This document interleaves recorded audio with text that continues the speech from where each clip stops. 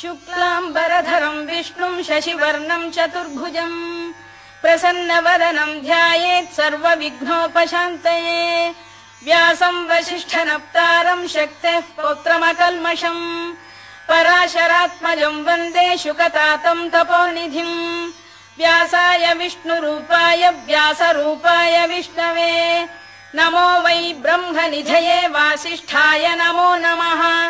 अविकाराय शुद्धाय नित्याय परमात्मने सदैकरूपरूपाय विष्णवे सर्वजिष्णवे यस्य स्मरणमात्रेण जन्म संसारबन्धनात् विमुच्यते नमस्तस्मै विष्णवे प्रभविष्णवे ॐ नमो विष्णवे प्रभविष्णवे श्रीवैशम्पायन उवाच श्रुत्वा धर्मानशेषेण पावनानि च सर्वशः युधिष्ठिरः शान्तनवम् पुनरेवाभ्यभाषत युधिष्ठिर उवाच किमेकम् दैवतम् लोके किम् वाप्येकम् परायणम् स्तुवन्तः कङ्कमर्चन्तः प्राप्नुयुर्मानवा शुभम् को धर्मः सर्वधर्माणाम् भवतः परमो मतः किम् जपन्मुच्यते जन्तुर्जन्म संसारबन्धनात् श्रीभीष्म उवाच जगत्प्रभुम् देवदेवमनन्तम् पुरुषोत्तमम् स्तुवन्नाम सहस्रेण पुरुषः सततोत्थितः तमेव चार्चयन् नित्यम् भक्त्या पुरुषमव्ययम् ध्यायन् स्तुवन् नमस्यम् च यजमानस्तमेव च अनादिनिधनम् विष्णुम् सर्वलोकमहेश्वरम् लोकाध्यक्षम् स्तुवन् नित्यम् सर्वदुःखातिगो भवेत् ब्रह्मण्यम् सर्वधर्मज्ञम् लोकानाम् कीर्तिवर्धनम् लोकनाथम् महद्भूतम् सर्वभूतभवोद्भवम् एष मे सर्वधर्माणाम् धर्मोऽधिकतमो मतः यद्भक्त्या पुण्डरीकाक्षम् स्तवैरच्चेन्नरः सदा परमम् यो महत्तेजः परमम् यो महत्तपः परमम् यो महद्ब्रह्म परमम् यः परायणम् पवित्राणाम् पवित्रम् यो मङ्गलानाम् च मङ्गलम् दैवतम् देवतानाम् च भूतानाम् यो व्ययपिता यतः सर्वाणि भूतानि भवन्त्यादियुगागमे यस्मिंश्च प्रलयम् यान्ति पुनरेव युगक्षये तस्य लोकप्रधानस्य जगन्नाथस्य भूपते विष्णोर्नाम सहस्रम् मे शृणु पापभयापहम् यानि नामानि गौणानि विख्यातानि महात्मनः ऋषिभिः परिगीतानि तानि वक्ष्यामि भूतये ऋषिर्नाम्नाम् सहस्रस्य वेदव्यासो महामुनिः छन्दोऽनुष्टुप् तथा देवो भगवान् देवकीसुतः अमृतांशुद्भवो बीजम् शक्तिर्देवकी नन्दनः त्रिसामाहृदयम् तस्य शान्त्यर्थे विनियुज्यते विष्णुम् जिष्णुम् महाविष्णुम् प्रभविष्णुम् महेश्वरम् अनेकरूपदैत्यान्तम् नमामि पुरुषोत्तमम् अस्य श्रीविष्णोर्दिव्यसहस्रनामस्तोत्रमहामन्त्रस्य श्रीवेदव्यासो भगवान् ऋषिः अनुष्टुप्छन्दः श्रीमहाविष्णुः परमात्मा श्रीमन्नारायणो देवता अमृतांशुद्भवो भानुरिति बीजम् देवकी नन्दन श्रेष्ठेति शक्तिः उद्भवः क्षोभणो देव इति परमो मन्त्रः शङ्खबृन्नन्दकी चक्रीति कीलकम् शार्ङ्गधन्वा गदाधर इत्यस्त्रम् रथाङ्गपाणिरक्षोभ्य इति नेत्रम् त्रिसामासामगः सामेति कवचम् आनन्दम् परब्रह्मेति योनिः ऋतुः सुदर्शनकाल इति दिग्बन्धः श्रीविश्वरूप इति ध्यानम् श्रीमहाविष्णुप्रीत्यर्थे सहस्रनाम जपे विनियोगः ध्यानम् क्षीरोदन्वत्प्रदेशे शुचिमणिविलसत्सैकते मौक्तिकानाम् माला क्लुप्तासनस्थ स्फटिकमणिनिभैर्मौक्तिकैर्मण्डिताङ्गः शुभ्रैरभ्रैरदभ्रैरुपरि विरचितैर्मुक्तपीयूषवर्षैः आनन्दीनः पुनीयादरिनलिन गदा शङ्खपाणिर्मुकुन्दः भूः पादौ यस्य नाभिर्वियदसुरनिलश्चन्द्रसूर्यौ च नेत्रे कर्णावाशा शिरोद्यौर्मुखमपि दहनो यस्य वास्तेयमब्धिः अन्तस्थं यस्य विश्वं सुरनर खगो भोगि गन्धर्व दैत्यैः चित्रं रम्यते तं त्रिभुवन वपुषं विष्णुमीशं नमामि। ॐ नमो भगवते वासुदेवाय। शान्ताकारं भुजगशयनं पद्मनाभं सुरेशं विश्वाधारं गगनसदृशं मेघवर्णं शुभाङ्गम् लक्ष्मीकान्तं कमलनयनं योगिहृद्ध्यानगम्यं वन्दे विष्णुं भवभयहरं सर्वलोकैकनाथम्। मेघश्यामं पीतकौशेयवासं श्रीवत्साङ्कं कौस्तुभोद्भासिताङ्गम् पुण्योपेतं पुण्डरीकायताक्षं विष्णुं वन्दे सर्वलोकैकनाथम्। नमः समस्तभूतानामादिभूताय भूभृते अनेकरूपरूपाय विष्णवे प्रभविष्णवे सशङ्खचक्रं सकिरीटकुण्डलं सपीतवस्त्रं सरसीरुभेक्षणम् सहारवक्षस्थलशोभिकौस्तुभं नमामि विष्णुं शिरसा चतुर्भुजम्। छायायां पारिजातस्य हेमसिंहासनोपरि आसीनमम्बुदश्याममायताक्षमलङ्कृतम् चन्द्राननं चतुर्बाहुं श्रीवत्साङ्कितवक्षसम् रुक्मिणी सत्यभामाभ्यां सहितं कृष्णमाश्रये।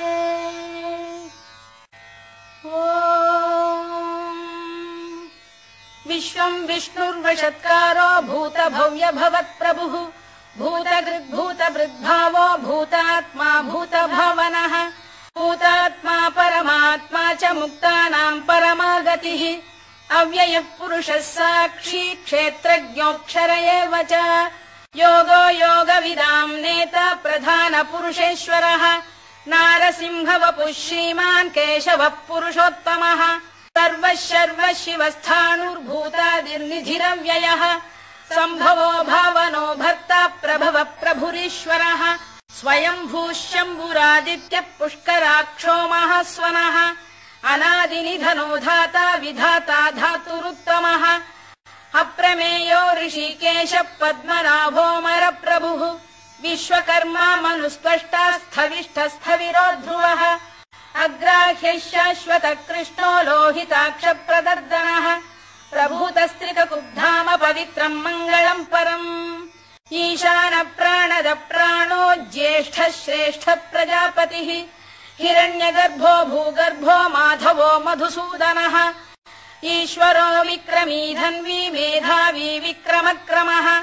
अनुत्तमो दुराधर्ष कृतज्ञ कृतिरात्मवान् सुरेशः शरणं शर्म विश्वरेता प्रजाभवः अधः संवत्सरो व्याल प्रत्ययः सर्वदर्शनः अजः सर्वेश्वरः सिद्धः सिद्धिः सर्वादिरच्युतः वृषाकपिरमेयात्मा सर्वयोगविनिसृतः असुर्वसुमनः सत्यः समात्मा संमितः समः अमोघः पुण्डरीकाक्षो वृषकर्मा वृषाकृतिः रुद्रो बहुशिरा बभ्रुर्विश्वयोनिः शुचिश्रवाः अमृतः शाश्वतस्थाणुर्वरारोहो महातपाः सर्वगः सर्वविद्भानुर्विश्वक्सेनो जनार्दनः वेदो वेदविदव्यङ्गो वेदाङ्गो वेदवित्कविः लोकाध्यक्षः सुराध्यक्षो धर्माध्यक्ष कृताकृतः चतुरात्मा चतुर्व्यूहश्चतुर्दंष्टश्चतुर्भुजः भ्राजिष्णुर्भोजनं भोक्ता सहिष्णुर्जगदादिजः अनघो विजयो जेता विश्वयोनिः पुनर्वसुः उपेन्द्रो वामनः प्रांशुरमोघः शुचिरूर्जितः अतीन्द्रः सङ्ग्रहः सर्गो धृतात्मा नियमो यमः वेद्यो वैद्यः सदा योगी वीरः माधवो मधुः अतीन्द्रियो महामायो महोत्साहो महाबलः महाबुद्धिर्महावीर्यो महाशक्तिर्महाद्युतिः अनिर्देश्य वपुः श्रीमान् अमे आत्मा महादृधृत् महेश्वासो महीभर्ता श्रीनिवासः सताङ्गतिः अनिरुद्धः सुरानन्दो गोविन्दो गोविदाम्पतिः मरीचिर्दमनो हंसः सुपर्णो भुजगोत्तमः हिरण्यनाभः सुतपाः पद्मनाभः प्रजापतिः अमृत्युः सर्वदृक्सिंहः सन्धाता सन्धिमान् स्थिरः अजो दुर्मर्षणः शास्ता विश्रुतात्मा सुरारिः गुरुर्गुरुतमो धाम सत्यः सत्यपराक्रमः निमिषो निमिषस्रग्वी वाचस्पतिरुदारधीः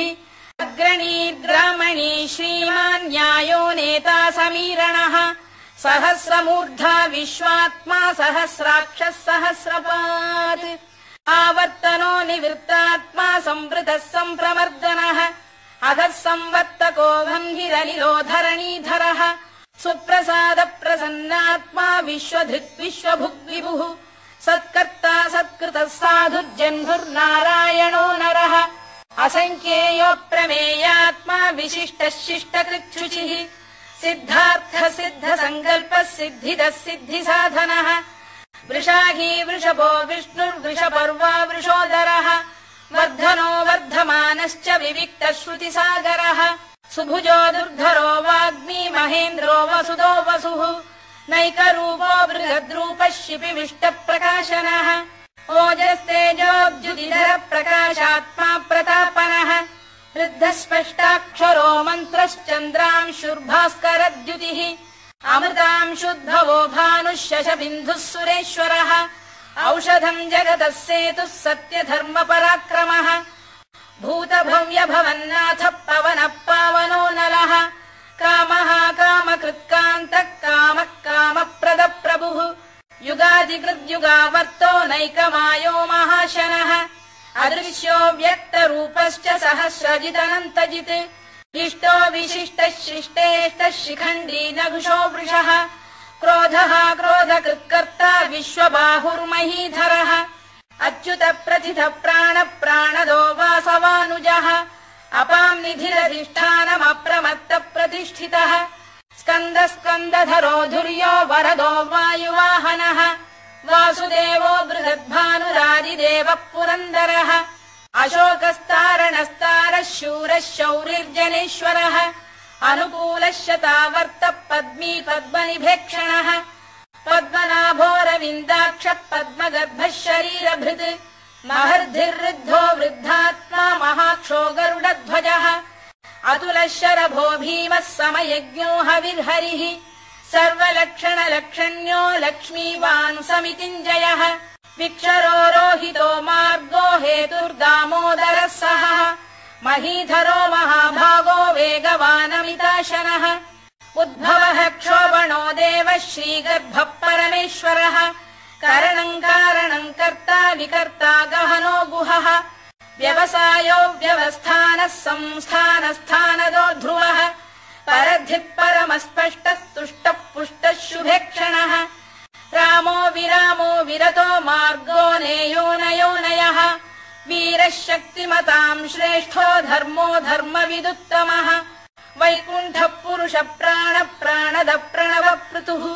हिरण्यगर्भः शत्रुघ्नो व्याप्तो वायुरधोक्षजः ऋतुः सुदर्शनः कालः परमेष्ठी परिग्रहः उग्रः संवत्सरो दक्षो विश्रामो विश्वदक्षिणः विस्तारस्थावरस्थाणुः प्रमाणम् बीजमव्ययम् अर्थोऽनर्थो महाकोशो महाभोगो महाधनः अनिर्विण्णस्थविष्ठो भूर्धर्मयूपो महामखः नक्षत्रनेमिर्नक्षत्री क्षमः क्षामः समीहनः यज्ञयुज्यो महेद्यश्च क्रतुः सत्रम् सताम् गतिः सर्वदर्शी विमुक्तात्मा सर्वज्ञो ज्ञानमुत्तमम् सुव्रतः सुमुखः सूक्ष्मः सुघोषः सुखदः सुहृद् मनोहरो जितक्रोधो वीरबाहुर्विदारणः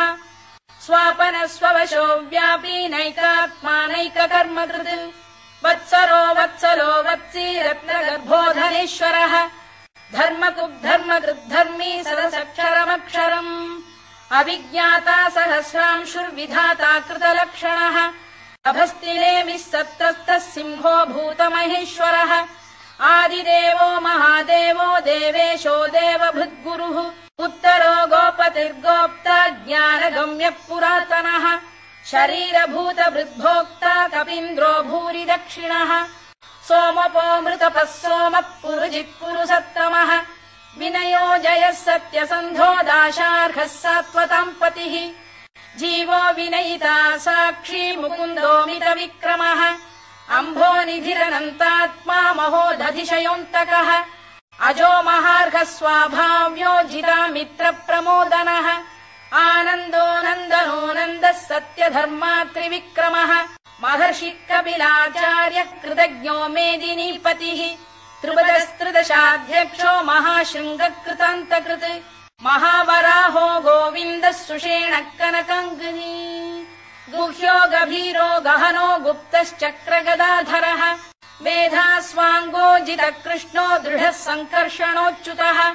वरुणो वारुणो वृक्षः पुष्कराक्षो महामनाः भगवान् बलहानन्दी वनमाली हलायुधः आदित्यो ज्योतिरादित्यः सहिष्णुर्गतिसत्तमः सुधन्वाखण्ड परशुर्दारुणो द्रविणप्रदः दिवस्पृक् सर्वदृक्व्यासो वाचस्पतिरयो निजः त्रिसामासामगः साम निर्वाणम् भेषजम् भिषज सन्न्यासकृच्छमः शान्तो निष्ठा शान्तिपरायणम् शुभाङ्गः शान्तिदः स्रष्टा कुमुदः कुवलेशयः गोहितो गोपतिर्गोप्ता वृषभाक्षो वृषप्रियः अनिवर्ती निवृत्तात्मा संक्षेप्ताक्षेमकृत् शिवः श्रीवत्सवक्षः श्रीवासः श्रीपतिः श्रीमताम्बरः श्रीधः श्रीशः श्रीनिवासः श्रीनिधिः श्रीविभावनः श्रीधर श्रीकर श्रेयः श्रीमान् लोकत्रयाश्रयः स्वक्षः स्वङ्गः शतानन्दो नन्दिर्ज्योतिर्गणेश्वरः विजितात्मा विधेयात्मा सत्कीर्तिश्छिन्न संशयः उदीर्णः सर्वतश्चक्षुरनीशः शाश्वतः स्थिरः भूषयो भूषणो भूतिर्विशोकः शोकनाशनः अर्चिष्मानर्चितः कुम्भो विशुद्धात्मा विशोधनः अनिरुद्धो प्रतिरथ प्रद्युम्नो मितविक्रमः कालनेमिनिहा वीरः शौरिः शूरजनेश्वरः त्रिलोकात्मा त्रिलोकेशः केशवः केशिहा हरिः कामदेवः कामपालः कामी कान्तकृतागमः अनिर्देश्य वपुर्विष्णुर्वीरोऽनन्तो धनञ्जयः ब्रह्मण्यो ब्रह्मकृद्ब्रह्मा ब्रह्म ब्रह्मविवर्धनः ब्रह्मविब्राह्मणो ब्रह्मी ब्रह्मज्ञो ब्राह्मणप्रियः महाक्रमो महाकर्मा महातेजा महोरगः महाक्रतुर्महायज्वा महायज्ञो महाहविः स्तव्यस्तव प्रियस्तोत्रम् स्तुतिस्तोतारणप्रियः पूर्णः पूरयिता पुण्यः पुण्यकीर्तिरनामयः मनोजवस्तीर्थकरो वसुरेता वसुप्रदः वसुप्रदो वासुदेवो वसुर्वसुमनाहविः सद्गतिः सत्कृतिः सत्ता सद्भूतिः सत्परायणः शूरसेनो यदुश्रेष्ठः सन्निवासः सुयामुनः भूतावासो वासुदेवः सर्वासु निलयो नलः दर्पः दर्पदो दृप्तो दुर्धरोऽथापराजितः विश्वमूर्तिर्महामूर्तिर्दीप्तमूर्तिरमूर्तिमान् अनेकमूर्तिरव्यक्तः शतमूर्तिः शताननः एकोनैकः स वक्र किम् यत्तत्पदमनुत्तमम् लोकबन्धुर्लोकनाथो माधवो भक्तवत्सलः सुवर्णवर्णो हेमाङ्गो वराङ्गश्चन्दनाङ्गदी वीरः विषमः शून्यो घृता क्षीरचरश्चलः अमानी मानदो मान्यो लोकस्वामी त्रिलोकधृत् सुमेधा मेधजो धन्यः सत्यमेधाधराधरः तेजो वृषोद्युतिधरः सर्वशस्त्रभृताम्बरः प्रग्रहो निग्रहो व्यग्रो नैकशृङ्गो गदाग्रजः चतुर्मूर्तिश्चतुर्बाहुश्चतुर्व्यूहश्चतुर्गतिः चतुरात्मा चतुर्भावश्चतुर्वेदविदेकपात् समावर्तो निवृत्तात्मा दुर्जयो दुरतिक्रमः दुर्लभो दुर्गमो दुर्गो दुरावासो दुरारिः शुभाङ्गो लोकसारङ्गः सुतन्तुस्तन्तु वर्धनः इन्द्रकर्मा महाकर्मा कृतकर्मा कृतागमः उद्भवः सुन्दरः सुन्दो रत्ननाभः सुलोचनः अर्को वाजसनः शृङ्गी जयन्तः सर्वविजयी सुवर्णबिन्दुरक्षोभ्यः सर्ववागीश्वरेश्वरः महाह्रदो महागर्तो महाभूतो महानिधिः कुमुद कुन्दर कुन्द पर्जन्यः पावनो निलः अमृताशोऽमृतवपुः सर्वज्ञः सर्वतोमुखः सुलभः सुव्रतः सिद्धः शत्रुजिच्छत्रुतापनः व्यग्रोधोदुम्बरोश्चतश्चाणूरान्ध्रैषूदनः सहस्रार्चिः सप्तजिह्वः सप्तैधा सप्तवाहनः अमूर्तिरनघोचिन्त्यो भयगृद्भयनाशनः अणुबृहत्कृशस्थूलो गुणभिर्निर्गुणो महान् अधृतस्वधृतस्वास्य प्राग्वंशो वंशवर्धनः भारभृत्कथितो योगी योगीशः सर्वकामदः आश्रमश्रमणः क्षामः सुपर्णो वायुवाहनः धनुर्धरो धनुर्वेदो दण्डो दमयिता दमः अपराजितः सर्वसहो नियन्ता नियमो यमः सत्त्ववान् सात्विकः सत्यः सत्यधर्मपरायणः अभिप्रायप्रियार्होः प्रियकृत्प्रीतिवर्धनः विहाय सगदिर्ज्योतिः सुरुचिर्कुतभुक् विभुः रविर्विरोचनः सूर्यः सवितारविलोचनः अनन्तो हुतभुग्भोक्ता सुखदो नैकजोऽग्रजः अनिर्विण्णः सदामर्षी लोकाधिष्ठानमद्भुतः सनात्सनातनतमः कपिलः कपिरव्ययः स्वस्तिदः स्वस्तिकृत् स्वस्ति स्वस्ति भुक् स्वस्ति दक्षिणः अरौद्रः कुण्डली चक्री विक्रम्यूर्जितशासनः शब्दातिकः शब्दसः शिशिरः शर्वरीकरः अक्रूरपेशलो दक्षो दक्षिणः क्षमिणाम् वरः विद्वत्तमो वीतभयः पुण्यश्रवणकीर्तनः उत्तारणो दुष्कृतिः पुण्यो दुःस्वप्ननाशनः वीरः रक्षणः सन्तो जीवनः पर्यवस्थितः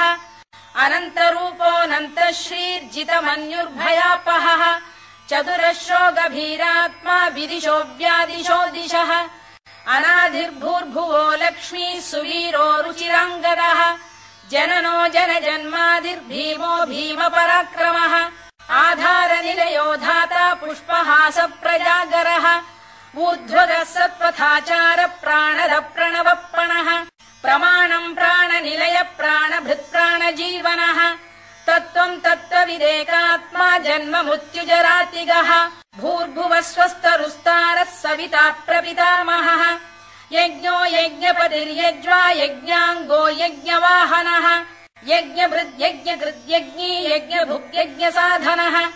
यज्ञान्तकृद्यज्ञगुह्यमन्नमन्नाद एव च आत्मयोनिः स्वयम् जातो वैखानः सामगायनः देवकीनन्दनः स्रष्टा क्षितीशः पापनाशनः शङ्खबृन्नन्दकी चक्री शार्ङ्गधन्वा रथाङ्गपाणिरक्षोभ्यः सर्वप्रहरणायुधः सर्वप्रहरणायुधवोन्नम इति वनमाली गरीशाङ्गी शङ्खी चक्री च नन्दकी श्रीमान्नारायणो विष्णुर्वासुदेवोऽभिरक्षतु वनमाली गरीशाङ्गी शङ्खी चक्री च नन्दकी श्रीमान्नारायणो विष्णुर्वासुदेवोऽभिरक्षतु वनमाली गरीशाङ्गी शङ्खी चक्री च नन्दकी श्रीमान्नारायणो विष्णुर्वासुदेवोऽभिरक्षतु इतीदम् कीर्तनीयस्य केशवस्य महात्मनः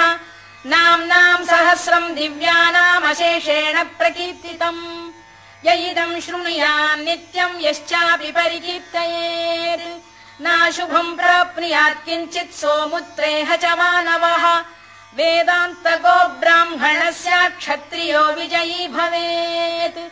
वैश्यो धनसमृद्धः स्यात् शूद्रः सुखमवाप्नुयात् धर्मार्थी प्राप्नुयात् धर्ममर्थार्थी चार्थमाप्नुयात् कामानवाप्नुयात् कामी प्रजार्थी चाप्नुयात् प्रजाम्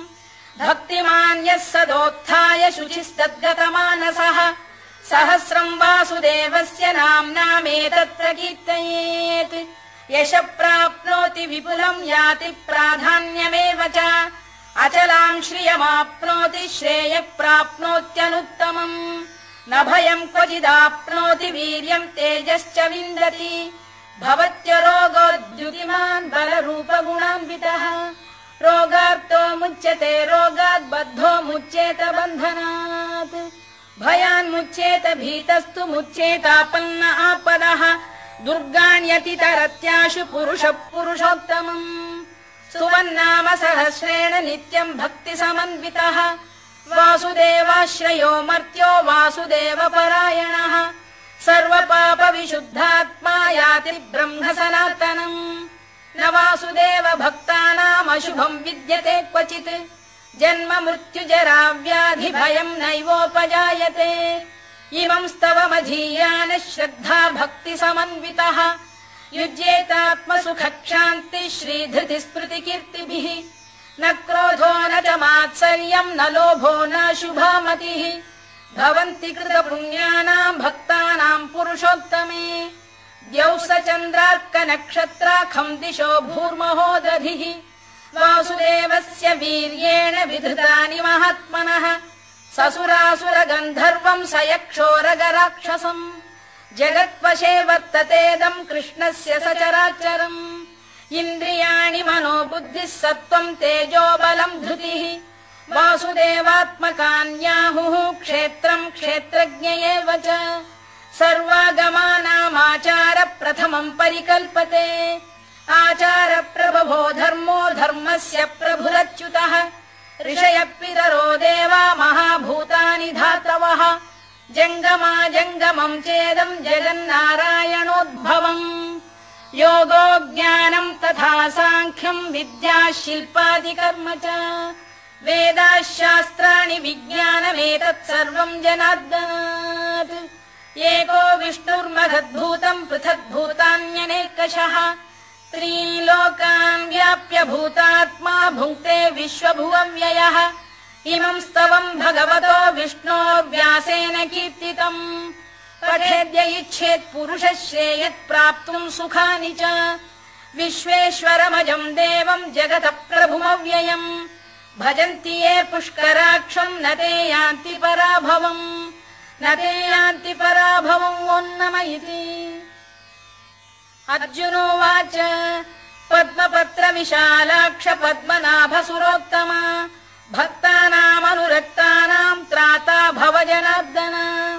श्रीभगवानुवाच यो माम् नाम सहस्रेण स्तोतुमिच्छति पाण्डव सोऽहमेकेन श्लोकेन स्तुत एव न संशयः स्तुत एव न संशयोन्नम इति व्यास उवाच वासनाद् वासुदेवस्य वासितम् भुवनत्रयम् सर्वभूतनिवासोऽसि वासुदेव नमोऽस्तु ते वासुदेव नमोऽस्तु ते ओन्नम इति पार्वत्युवाच केनोपायेन लघुना विष्णोर्नाम सहस्रकम् पठ्यते पण्डितैर्नित्यम् श्रोतुमिच्छाम्यहम् प्रभो ईश्वर उवाच श्रीराम राम रामेति रमे रामे मनोरमे सहस्रनाम तत्तुल्यम् राम नाम वरानने